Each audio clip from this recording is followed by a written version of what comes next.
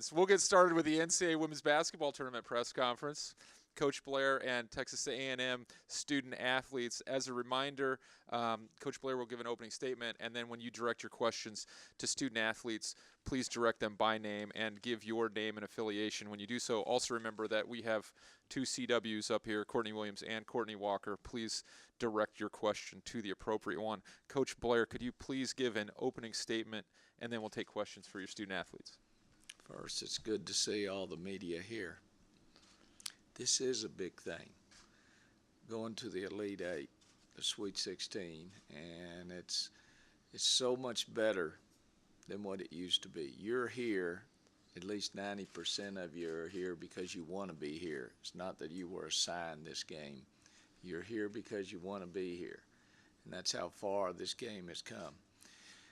This team keep telling us what we can't do, and we'll show you what we can do. And I'm proud of us. All of a sudden, you've won 3 games by 15 points or better, and you say, well, they're not true university ofs. Don't give me that. It's like saying in the men's game, Gonzaga or Wichita State are not true university ofs. We've beaten 3 pretty good ball clubs.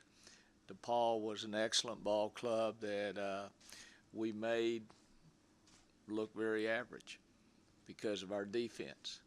We always talk about offense. That's what all players and all players' parents want to talk about is offense. As coaches, we talk about defense, about rebounding, about doing the little things.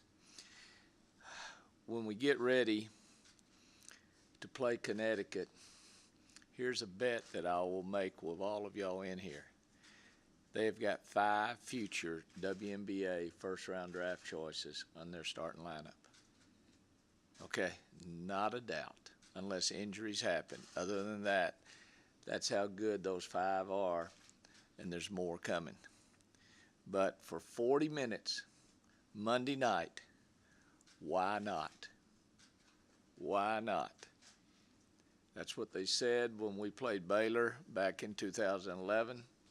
That's what they said in 2008 when we played Tennessee in Oklahoma City, the last time Tennessee has been to the Final Four. When we were up 5 with 6 to go in Candace Parker's year. And all of a sudden they were going to have to rewrite everything. We want to play in championship games. We want to be relevant at the end of the year. If somebody's going to win a national championship, I want them to go through us first. And a few teams have done that over the year. But at the same time, this team keeps getting better and better. I've got 2 very good, talented seniors up here and 3 sophomores. You don't see them on any of the USA Today teams. You don't see them on USA Basketball. 3 of them have been cut from their teams. I bet they'd like to go back and take some of these 3 right here to play. I like my team. I like our chances. I like Gino. I like Gino's team. I think it's his best team that he's ever had. He doesn't have the depth that some of the other teams have, but I really like what he has, and I know he's proud of his team, but I'm proud of mine too. Questions for the Texas A&M student athletes?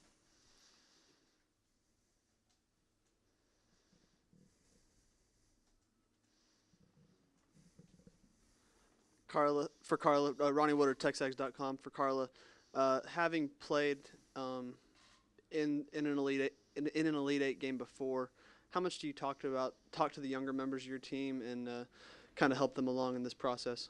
And for Kristen too. I don't necessarily know if the team needs a lot more help. You know, we're all sitting here and we're hungry. We watch basketball all day today, all day before in the previous days, and you know what? It's just something that we all just want. We're hungry for it, and we're ready to get out there and go play. It's not necessarily because it's for UConn. It's because we want to make it all the way to the top. Kristen? Piggybacking off of what Carla said, our team doesn't need a lot of help.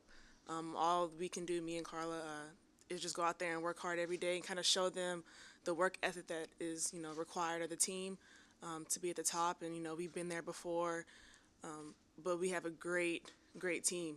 And they know what it takes. The coaches know what it takes. So we just have to go out there and perform. Questions?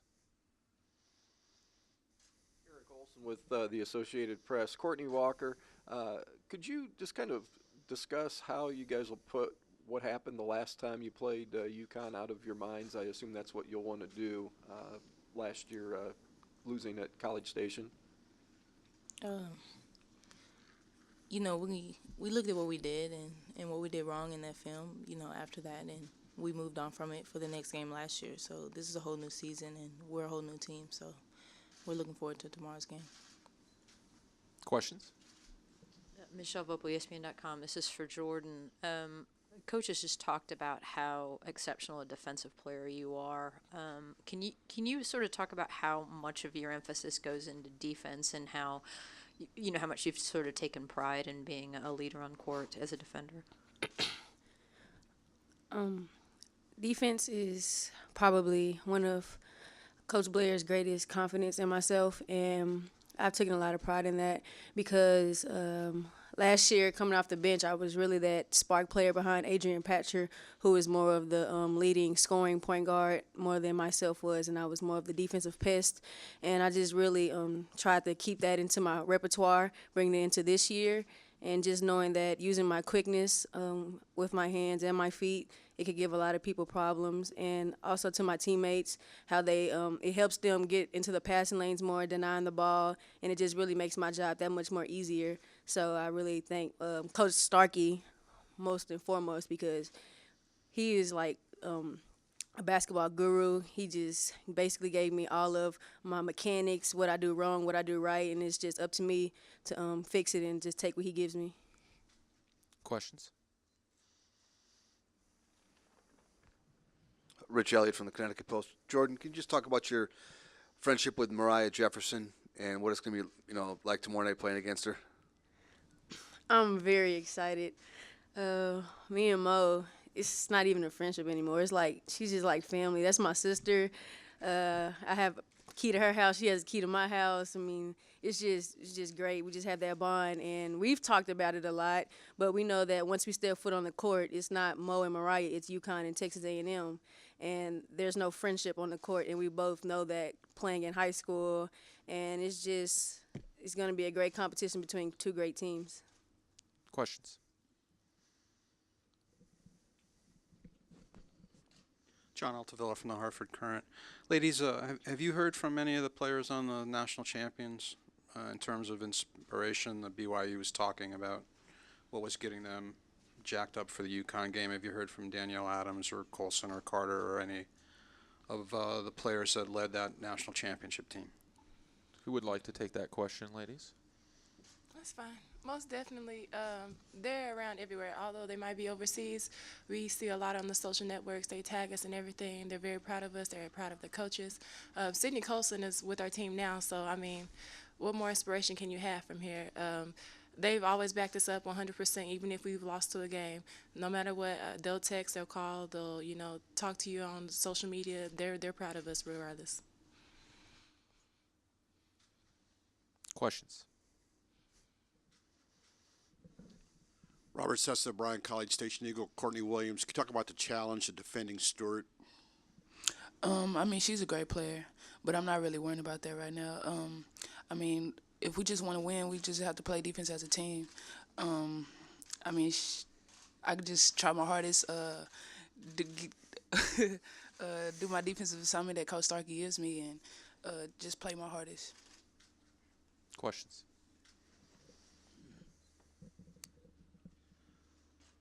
Jordan, I don't know if you know this, but the last time UConn lost an Elite Eight game was to LSU, and Coach Starkey was the coach of that team.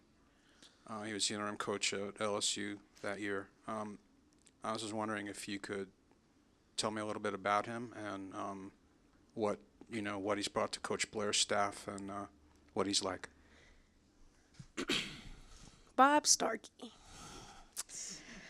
Where to start? He's just flexible would be a great word to describe Coach Starkey.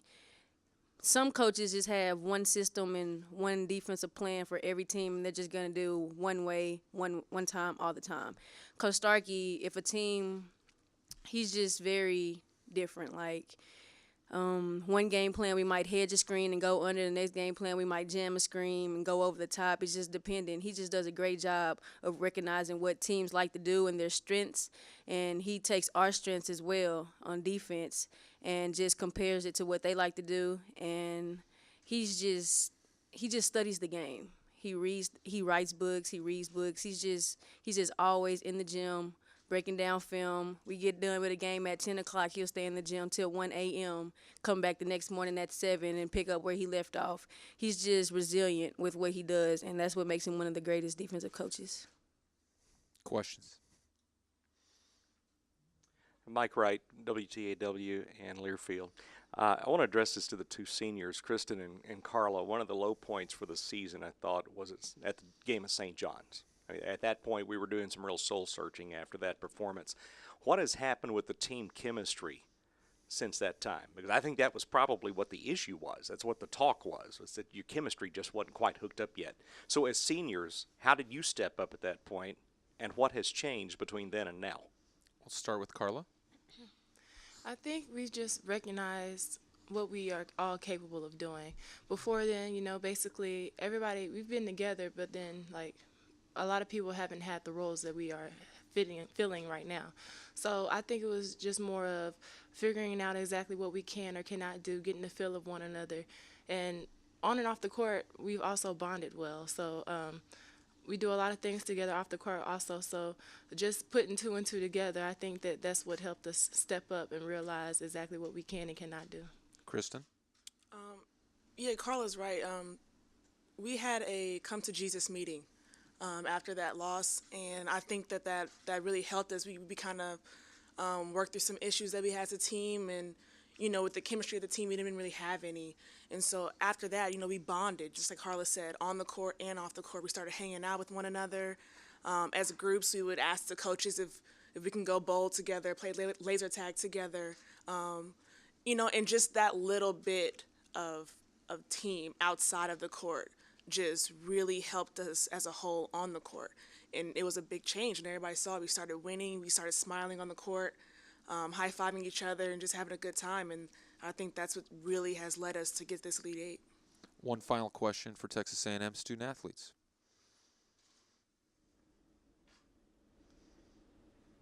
Any more questions? All right, ladies. We will dismiss you to your locker rooms. Remember, a reminder that the Texas A&M locker room is open until approximately 1:40, so that's approximately 15 minutes. Thank you, ladies. Good luck tomorrow.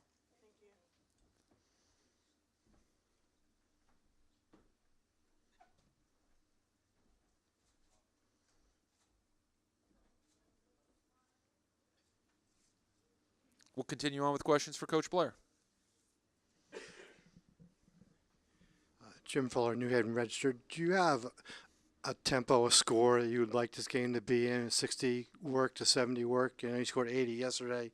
What do you guys need to score the game to play at? What pace to have you give the best chance to win? We've got to do what we do well. Okay, there's no way you can go in and stop Connecticut. You try to contain Connecticut. You try to take away their strengths. Where their weaknesses are, I'm not sure, besides their bench. Their bench, because they just do not have the numbers that he usually has because of injuries. But yesterday, I think majority of the starters all played over 30 minutes to 37 minutes. We're still going to run the ball when we have the numbers. We're still going to run our set plays. I'm not a motion coach. Obviously, it hadn't worked the last two times I played Gino, and I got beat by 30 and 31. We got a new year. Remember, Baylor beat me by 3 times in a row. We won the 4th time, and if I'm not mistaken, everybody forgets the story. Connecticut beat Notre Dame that same year by 3 times, and they won the last one. All they want to do is talk about our Baylor game. But it's hard to beat somebody the 4th time. But I'm more interested in the 3rd time. What we're gonna try to do is play within ourselves and expand our limits. Think out of the box. Think what we can be. It's just like growing up on the driveway as a little kid, 10, 9, 8, 7, making that shot. You got to visualize it. You got to believe in yourself for what you've done to get yourself here. If you sit back and say, oh, there's Gino, there's Brianna, there's Dolson, you'll get your butt handed to you. You've got to go out there and first believe in yourself, and I've got to instill that in my team. Got to instill. You looked at 5 young ladies up here that could handle press situations, a press by Connecticut and the press by you. I'm proud of them for what they're doing. Gary, is the skill set of this team similar in any ways to the 2011 champions? I mean, is the backcourt as solid as Colson and Carter? Do you have somebody like Danielle Adams that you can turn to score points when you need to? I think it's the backcourt, Colson and Carter, and all of a sudden you have Tyra White and Courtney Williams are very similar. At the 4 position, we do not have an Dora Lanu. We have a Sherry, or we play the small lineup with Tori, or we can bring in Tavarsha, or we can just mix and match. The 5 position, Carla is not Danielle Adams. She does it a different way. But look how much attention she takes. People are constantly double teaming her. I don't think Connecticut will, because they've got a 6'5" that can match up with her, and they bring a 6'3" or 4 off the bench. And I think they'll play straight up. They'll worry about the others. And this team is getting that personality that the 2011 had. Danielle Adams was the Charles Barkley before her time in women's ball. Carla is the George Foreman, okay? She's got that type of personality, okay? She's the most easygoing teddy bear that you've ever met in your life. Thank heaven she doesn't have to guard a 5'11" post, because she got tore up yesterday by DePaul's. Yesterday, a kid that was very good at jumping into you, and we responded by jumping at her. And so each team is different. I'm sure Gino said his Moore teams, his Tarasi teams, his Lobo teams. He always has a team that has the star with a collection of stars. I've just got a good damn basketball team, and that's all it is. Great isn't in my vocabulary except for Monday night. If we win, we will have played the greatest 40 minutes that we've played this year, and that's what it'll take. Questions?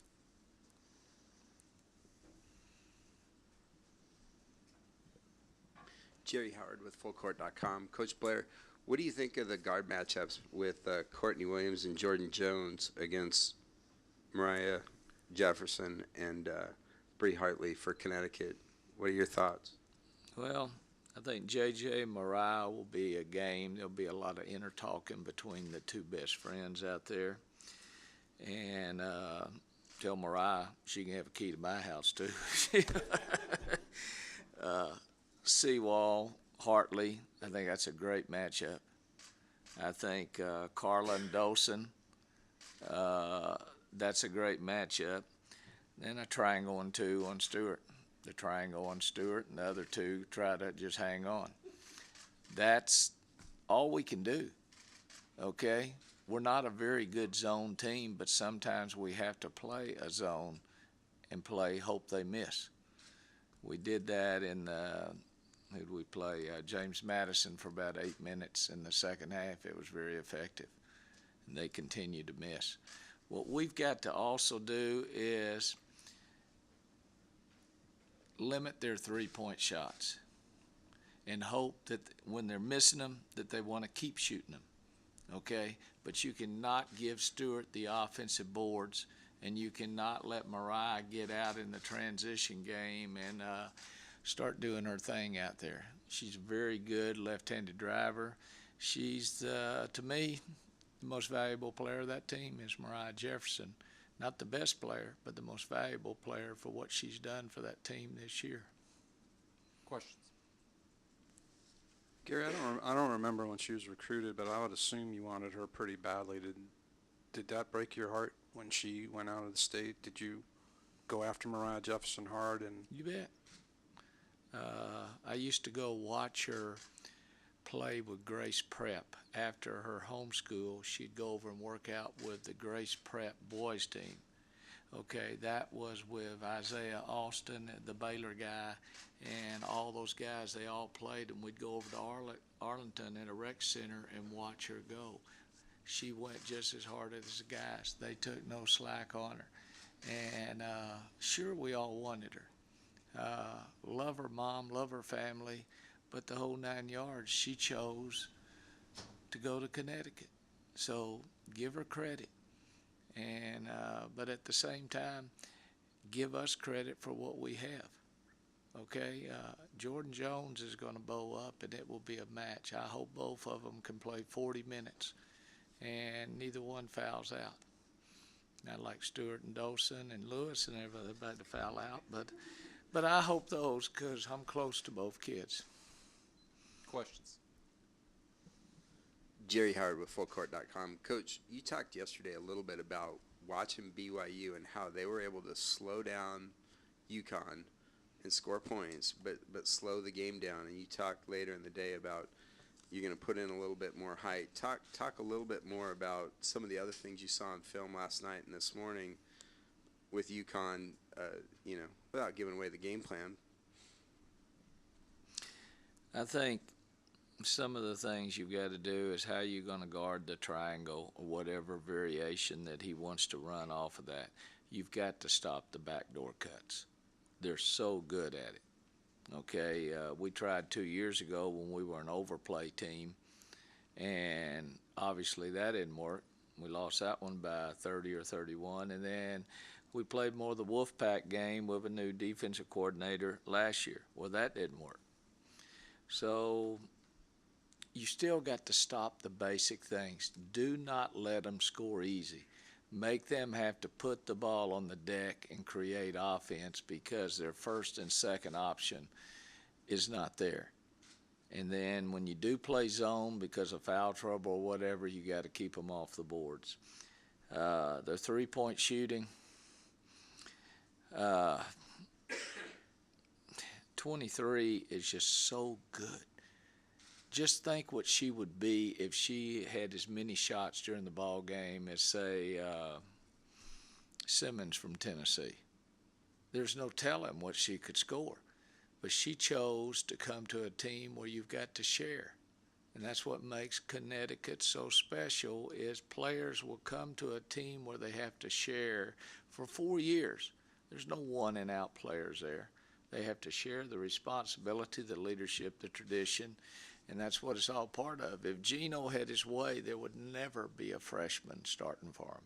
They would have to earn their way up because I think I know how he operates, and he wants to bring that freshman up and respect the traditions, the ones that have been there before, and let them get there. But then there's a Stewart factor and a Taurasi factor and a Maya Moore factor that you can't hold those horses back. Gary, I'd really love to hear your opinion on this. Sometimes in Connecticut we wonder whether them being in this conference that they're in now, this American Athletic Conference, and being away from the major powerhouses, what kind of long-term impact this might have on them. And I'm wondering if you think there might be, if they're forced to stay in this conference a long time, whether it might have an impact on Connecticut basketball as we know it in 5 or 10 years. I think it's a little bit very similar to back when Louisiana Tech was in their heyday, and all of a sudden the University of started putting money into their programs, and people started going elsewhere, but Leon stayed the course. He stayed there until he finally retired too early. Okay, but it was harder for Leon to get the games to inspire him and his team to play at the highest level. And it was harder for the great players to want to go to La Tech versus going to where there was charter airplanes and the per diem was larger and everything was bigger and better. It still can be done, but we're not going to let them in the SEC, I know that. They will not come in. And obviously the thing that probably holds them back is their football program. Life is about football. And unfortunately, it doesn't matter how good their men and women's teams are in basketball or in the other sports, it's still football driven. And that's what pays the bills, and until they improve their football, they probably won't be invited to play in the right conferences, if so. Can they go steal a few teams to come to their conference? I don't know. That's way beyond my pay scale. But I think Gino, the one thing in the women's game, we will play each other, okay? And there's a lot of teams that will not play the Wichita States or the Gonzagas or even the La Techs. We will play. But that's how much respect Gino has as a coach, as a player. It's good for our game. I'd love to play him every year, but in the Elite Eight or the Final Four. But I wouldn't mind starting another home and home with him. And I think the same thing will happen. I think eventually you'll see Tennessee back there playing, and I'm sure Muffet and them are working on a deal. And it's good for television right now. But it was better in 2011, a team like Texas A&M won a national championship. It was good for all of us, not just A&M. And in years to come, we need that from other powers. Maryland looked pretty good today. And so I don't know if that's a long-range answer or what, but it's all I have. Yeah, you can. Wait for the microphone, please.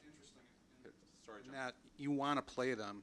Are there schools out there that don't want to play them and realize Sure. that by not playing them, they could hurt them by not matching up with them or refusing to feed into them by playing them? It depends. Gino doesn't need to play the bottom half of a major conference. He needs to play the top third of a major conference, or right now, including his conference, there's 6 big-time conferences. I guess you could say 7, Big East and American, but the American's losing 2, so it might not be part of the Big 6 anymore. I think the Big East is a very competitive league, and they're doing very well, and it's very balanced. ACC is going to get stronger than hell with what they've got going in. The SEC is back. The Big 12, and I think is still solid. Baylor's always going to be good. Texas is getting a whole lot better. And the Pac-10, Stanford's always going to be there. Now, what can we do for parity? Is play those games in January and February for television's sake. But it's going to hurt us more than it's going to hurt Gino. Because Gino can leave, play in a Tennessee or a Maryland, and go back and play. I can't say who he's going to play because that'd make them look bad. You know how it is. But it's no sweat off Gino's back. He might have to play 3 games in a week to get one great game to make his team better for the playoffs. He'll figure it out. Don't worry, he'll figure it out. One more question for Coach Blair. Yeah, Gary, Eric Olson with the Associated Press. Could you give us your take on Arkansas hiring Jimmy Dykes? Wow. Just heard it this morning. I know Jimmy personally. When I was there for 10 years, there isn't a better Christian young man than him. And what a knowledge of the game that he has. And I admire him on one thing. If people will remember, he used to be my late night game when I first got there because he always had the Santa Barbara, the Gonzaga games, the late night games as he's working his way up. And I'd always watch him, and then he'd come back home the next day. But Jimmy's paid the price in coaching. People forget that he's been at about 5 or 6 different colleges. He knows the game as well as anybody. Now, can he handle the drama that goes with women's basketball? He's married, isn't he? So he's learned how to handle drama, okay? And he's just a good man. The one thing that I think that people will relate to him, they will take him because he's one of their own. He's an Arkansas guy. The crowds will start coming back. The number one thing, can he build him a staff that will help sell Jimmy Dykes and University of Arkansas to nationwide recruits. I'm sure when he gets in the living room, he's just like he's on television. He'll do a great job. It was out of the blue. But I think they had a few other good candidates, but not a lot of great candidates, because you can't steal somebody from a top 25 school right now. You cannot do it. Okay? It's too hard. The schools are taking care of their own, and if you want to make that big splash, they probably looked everywhere, because I know some of the people that they interviewed, and it just didn't happen. It can either be a home run or it can be a single. But I think it's closer to a home run just because of the personality that that young man has.